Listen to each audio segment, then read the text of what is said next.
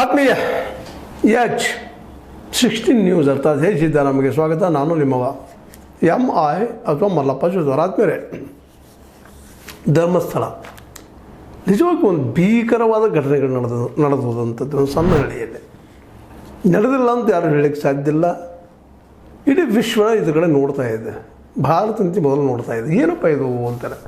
ಎಷ್ಟೊಂದು ಅನಾಹುತಗಳು, ಎಷ್ಟೊಂದು ಹತ್ಯೆಗಳು, ಎಷ್ಟೊಂದು ಅತ್ಯಾಚಾರಗಳು ಇದೆಲ್ಲ ನಡೆದರೂ ನಮ್ಮ ರಾಜ್ಯ ಸರ್ಕಾರ ಒಂದೇನೋ SIT ನೇಮಿಸಿ ನನ್ನ ಕೆಲಸ ಬಗೆಹರಿತು, ಮುಗಿದು ಹೋಯಿತು, ಅದೇನೋ ಮಧ್ಯಂತರ ರಿಪೋರ್ಟ್ ಕೊಡ್ತದ, ಅದಷ್ಟು ನೋಡ್ಕೊಂಡು ಬಗೆಹರಿಸ್ತಾರೆ ಆಯಿತು ಅಂತ ನಿರ್ಧಾರ ಮಾಡಿದಂಗೆ ಕಾಣ್ತದೆ.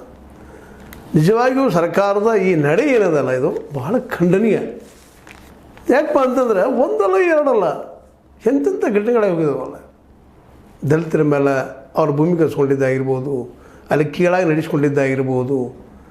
ಅದರಲ್ಲೂ ಒಬ್ಬ ದಲಿತ ವ್ಯಕ್ತಿ ಚೆನ್ನೈ ಅನ್ನೋ ಬಂದಾಗ ಸಾಕ್ಷಿಗಳಿಗೆ ಬಂದಾಗ ಅವನ ಮನಸ್ಸನ್ನು ಬದಲಾಯಿಸಿ ಹೊಡೆದು ಮತ್ತೇನೋ ಮಾಡಿ ಅದೇನೇನೋ ಮಾಡಿದ್ರು. SIT ಗೊತ್ತದು.